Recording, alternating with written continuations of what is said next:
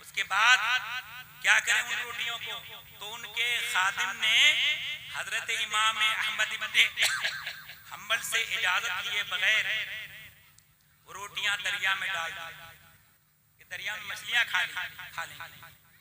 बाद में हजरत इमाम अहमद इब्न हम्बल को मालूम हो गया कि वो रोटियां दरिया में डाल दी हैं।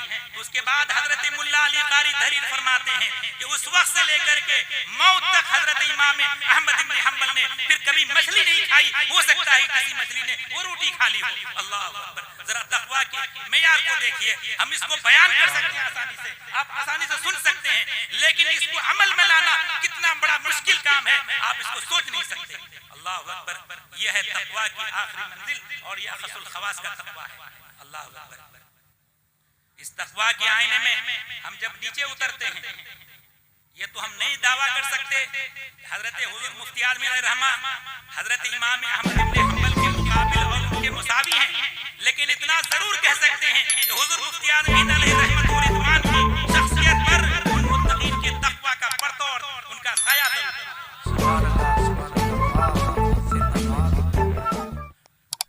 और उनके ताल्लुक से हजरत अल्लामा मुफ्ती मोतीउर रहमान साहब ने एक अपना चश्मदीद वाकया बयान किया कि एक साहब आए और हजरत की बारगाह में उस जमाने की बात है कि 50 रुपए बतौर नजराना हजरत को दिए।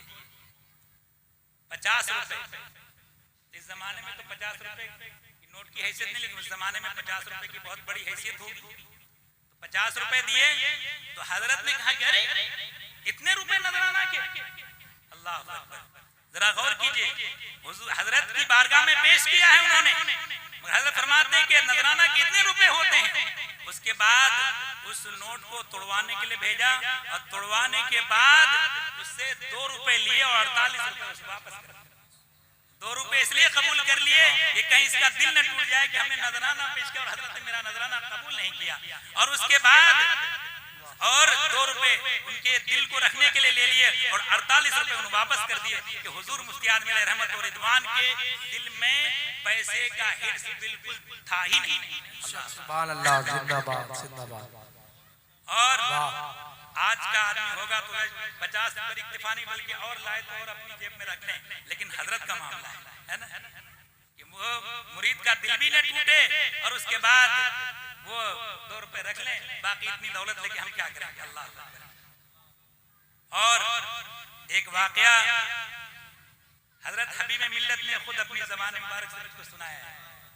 फरमाते हैं कि जब दारुल इफ्ता में मुश्किल सवालात आते तो मुफ्तियाने किराम जो दारुल इफ्ता में उस वक्त मुकर्रर थे वो जवाबात लिखा करते, लेकिन कोई सवाल मुश्किल आ जाता, उन लोगों को दुश्वारी पेश आती उसका जवाब तहरीर फरमाने में, तो वो सवालात रख लिए जाते। और उसके बाद यहाँ तो चूंकि बरेली शरीफ में हुजूर मुफ्ती आज़मी रहमत व रिज़वान की बारगाह में मोहताज और उलमा सुलहा उनकी बारगाह में हाजिर होते रहते थे, मौका ही नहीं मिल पाता था। और उसके बाद जब कभी गांव जाने का इत्तेफाक होता, करकुली तशरीफ ले जाते तो वो सारे सवालात हजरत के साथ कर देते। उसके बाद फरमाते हैं हजरत हबीब मिल्लत कि मैं साथ में होता था और उसके बाद जब नमाज वगैरह से फारिग हो जाते 2 लालटेन, उस जमाने में लाइट थी नहीं, 2 लालटेन दोनों तरफ जला दी जाती थी और हजरत फरमाते कि अब वो पुटली खोलो और एक एक सवाल निकालते और हजरत जवाब तहरीर फरमाते। और जब देर रात हो चुकी होती तो फिर आंखें मल के कहते करे तुम्हें तो नींद आ रही होगी, अच्छा तुम सो जाओ, मैं काम अपना पूरा कर लूं। और उसके बाद हजरत फिर लिखने में मशगूल हो जाते। तो उन मुश्किल तरीन सवालात को जो दारुल इफ्ता में हल ना होता, हुजूर मुफ्ती आज़मी रहमत व रिज़वान अपने साथ ले जाते और किताबों का गट्ठर साथ में नहीं जाता। इस्तिफ्ता सवालों का की पोटली तो जाती थी मगर किताबें नहीं जाती थी, और किताबें उनका जो इल्म था अल्लाह तबारक व तआला ने उनके सीने में महफूज कर दिया था। और उसके बाद सवालों को बगैर किसी किताब को देखे हुए हल कर लिया करते। वाह वाह वाह। नारे तकबीर, नारे रिसालत, मसलके आला हजरत, इश्क मोहब्बत, इश्क मोहब्बत। नारे तकबीर। आला हजरत के दारुल इफ्ता में किताबों की कमी नहीं थी, इतनी किताबें मौजूद, मुफ्तियाने किराम वहां मौजूद, किताबें मौजूद, मगर इसके बावजूद भी उन सवालात को हल करने में दुश्वारी पेश आती। मगर हुजूर मुफ्तियान हिंद को अल्लाह तबारक व तआला ने वो इल्मी इस्तेहज़ार अता फरमाया था कि किताब से मुराजात किए बगैर ही जवाब तहरीर फरमा दिया करते। और एक मर्तबा हजरत मुफ्ती मोतीउर रहमान साहब बताते हैं कि मैं सफर में साथ में था, और कहीं सफर में जाना होता तो वहां भी यही हाल होता कि सवालात जो है मुश्किल तरीन सवालात हजरत के साथ कर दिए जाते थे कि सफर में मौका होगा तो वहीं तो कहा कि जब हर चीज से फारिग हो जाते, ट्रेन में आराम से बैठ जाते, उसके बाद जो है हजरत फरमाते कि भाई ये पोटली खोल लो, उसके बाद खोल करके सवाल रख देते हो। तो हजरत मुफ्ती मोतीउर रहमान साहब फरमाते हैं कि एक सवाल वो था कि हुजूर मुफ्तियान हिंद अलैहि रहमत व रिदवान ने उस सवाल का जवाब तहरीर फरमाया और 32 किताबों के हवाले हजरत ने ज़बानी तहरीर। अल्लाह सुभान अल्लाह सुभान। और आज हम लोगों का हाल ये है कि एक दो किताब की इबारत ज़बानी लिखना आसान नहीं है, वो सोचते हैं कि किताब से लिखें कहीं कोई छूट न जाए, लेकिन हजरत के इल्मी इस्तेज़ार का आलम यह था कि 32 किताबों के हवाले आला ये हुजूर मुफ्तियान हिंद तहरीर फरमाते। और हुजूर मुफ्तियान अलैहि रहमत व रिदवान के इल्म और उनके तक़वा पर हुजूर मुफ्ती आला हज़रत इमाम अहले सुन्नत का साया है। और हुजूर मुफ्तियान के फतावा को देखेंगे तो आपको फतावा रज़विया की झलक आसानी महसूस हो सकेगी। और अगर हजरत का नाम न हो तो बहुत से फतावा तो ऐसे हैं कि फतावा रज़विया से मुमताज करना मुश्किल हो जाएगा कि आला हज़रत का फतवा है कि मुफ्तियान का फतवा। ये है हुजूर मुफ्तियान हिंद की शख्सियत। और एक वाकया और मैं आपको सुनाऊं, बज़ाहिर छोटा वाकया है, लेकिन वो छोटा वाकया उनके तकवा पर कितनी निशानदेही करता है, कितनी रोशनी डालता है। यह है कि आदमी जब इस्तिंजा के लिए जाए, रफ़े हाजत के लिए जाए, तो नंगे सर जाना खिलाफ औला है, बेहतर नहीं है, कोई नाजायज हराम भी नहीं है, ये भी ध्यान में रखिए, खिलाफ औला है। तो कहा कि एक मर्तबा हुजूर मुफ्तियान में रहमत व रिदवान करतोली में तशरीफ फरमा और इस्तिंजा के लिए तशरीफ ले गए और इस्तिंजा खाने के करीब पहुंच गए। नारे तकबीर, नारे रिसालत, मसलके आला हजरत, इश्क मोहब्बत ख्वाजा का हिंदुस्तान, हुजूर हसीन मियां साहिब किबला, हुजूर हसीन मियां साहिब किबला। नारे तकबीर, नारे रिसालत। तो हजरत को इस्तिंजा की हाजत हुई, तशरीफ ले गए और अपने बिस्तर से, अपनी चारपाई के ऊपर से उतर करके इस्तिंजा के लिए दूर पहुंच गए। हम वहां जाने के बाद अपने सर पर हाथ फेरा, देखिए टोपी नहीं है, तो ये नहीं कि आप इस्तिंजा खाना के करीब पहुंच गए तो बगैर टोपी के इस्तिंजा कर लें, वहां से लौट करके फिर आए और टोपी सर पर रख करके दोबारा फिर इस्तिंजा के लिए गए। अल्लाह अकबर, ये उनका तकवा नहीं तो है क्या? सिर्फ सर पे टोपी होना, सर पे कपड़ा होना इस्तिंजा के वक्त मुस्तहब अम्र है, अगर छूट जाए तो कोई गुनाह भी नहीं है, मगर तकवा के खिलाफ है। तो हजरत को ये भी गवारा न था कि इस छोटे से काम को छोड़ दिया जाए और इस मुस्तहब अम्र को तर्क कर दिया जाए, हजरत उस पर भी अमल पैरा थे। और अगला वाकया जो मैं बयान करने जा रहा हूँ वो भी हजरत हबीब मिल्लत ही ने मुझसे बयान किया बराह रास्त।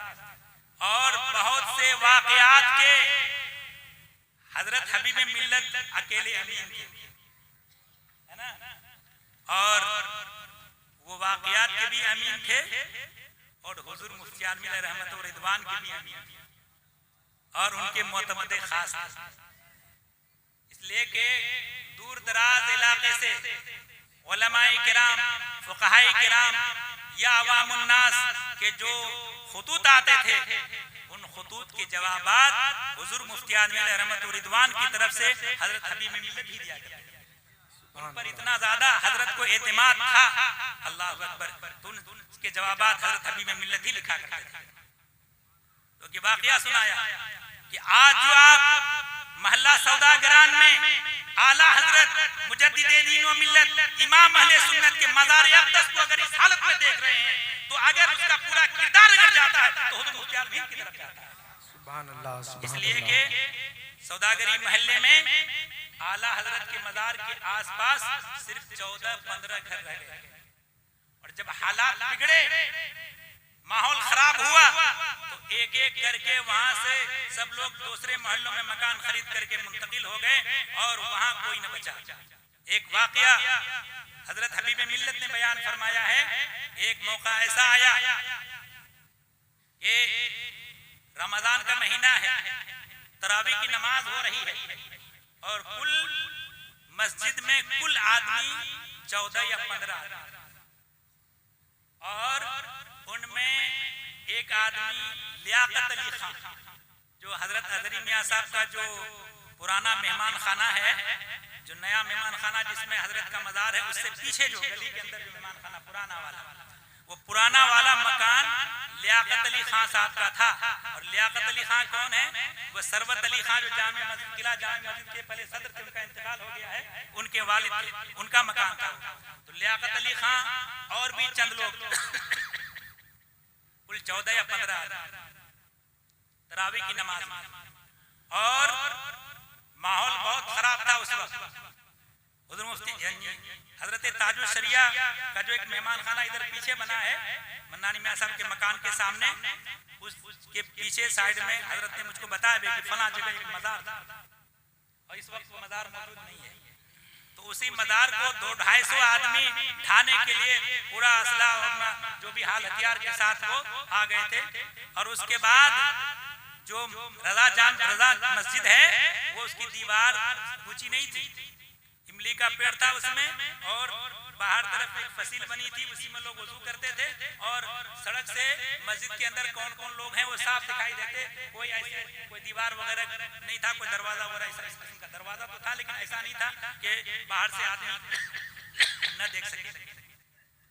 तो नमाज हो रही है और ये लोग मजार को उधर ढाने के लिए पहुंच गए और उसके बाद इन लोगों को देख रहे हैं तो उनमें से कुछ आदमी ये चिल्ला रहा, कोई आदमी करे कई लोग हैं इनको लुढ़का दो।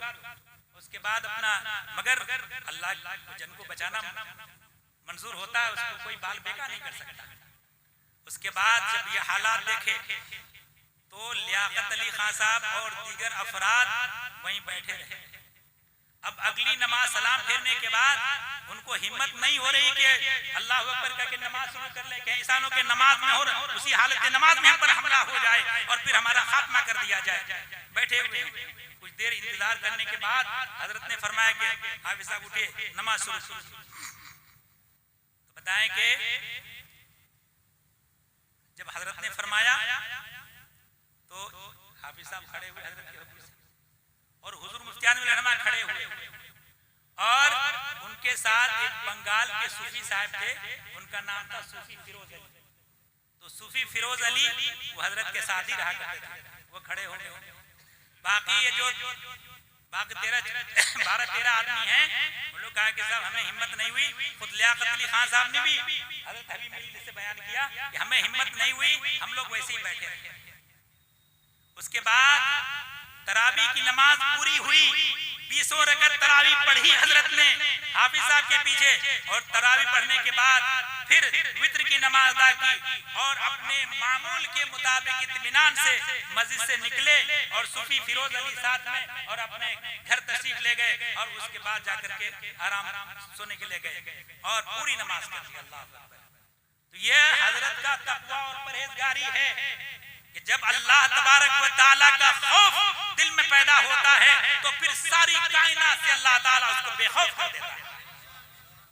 तो हुजूर मुफ्ती आदमी रहमत और रिदवान की शख्सियत वह है कि आज अगर आप आला हजरत के मज़ार अक़दस को अगर आप इस सूरत में पा रहे हैं तो ये कह लीजिए कि हजरत हुजूर मुफ्ती आदमी रहमत और रिदवान के उस मुजाहिदाना किरदार की बदौलत है कि अकेले हुजूर मुफ्ती आदमी उस मोहल्ले में रहते, फिर बाद में लियाकत अली खान वगैरह सब चले गए, सिर्फ हुजूर मुफ्ती आदमी हिंद और उनके साथ सूफी फिरोज अली 2 आदमी रहते थे, तीसरा कोई आदमी।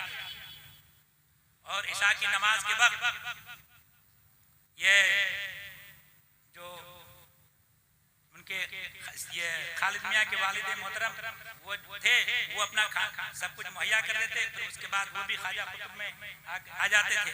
और उसके बाद हजरत वहाँ और सोच दो आदमी रात भर वहीं रहते और कोई तीसरा मुसलमान वहाँ नहीं था। और अल्लाह तबारक व तआला ने उनकी बदौलत इमाम अहले सुन्नत के मज़ार अक़दस को आज महफूज रखा है। उनका अगर पूरा सेहरा जाता है तो हुजूर मुफ्ती आज़म रहमा के सर जाता है। तो अल्लाह अकबर। तो मोहतरम हजरात, ये हुजूर मुफ्ती आज़म हिंद अलैहि रहमत व रिदवान की जिंदगी है और उनका किरदार है।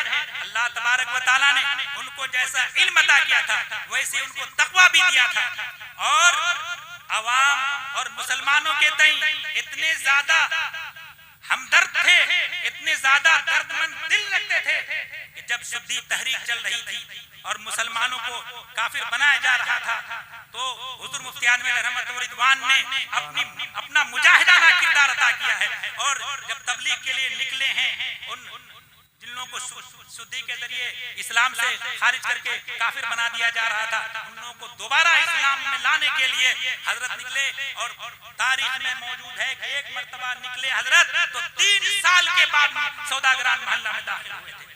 3 साल तक इस गांव से उस गांव, उस गांव से उस गांव, उस गांव से उस गांव। हजरत के दिल में दर्द रहता था कि एक एक फर्द अगर जो इस्लाम से निकाल दिया गया है, जब तक उनको दोबारा इस्लाम में दाखिल नहीं कर दिया जाए तब तक जो है हमारा दिल मुतमईन नहीं हो सकता। अल्लाह अकबर। ये हुजूर मुफ्ती आज़म रहमत व रिदवान का किरदार है। और इन बहुत से मामलात में हजरत हबीब मिल्लत जो हैं उनके अमीन भी हैं और उन वाक़यात के महफूज रखने वाले और उन वाक़यात के अमीन जो है हजरत हबीब मिल्लत हैं। ये सारे वाक़यात मैंने उन्हीं से सुने। अल्लाह अकबर। तो मोहतरम हजरात, अल्लाह तबारक व तआला हम सबको तौफीक अता फरमाए कि हम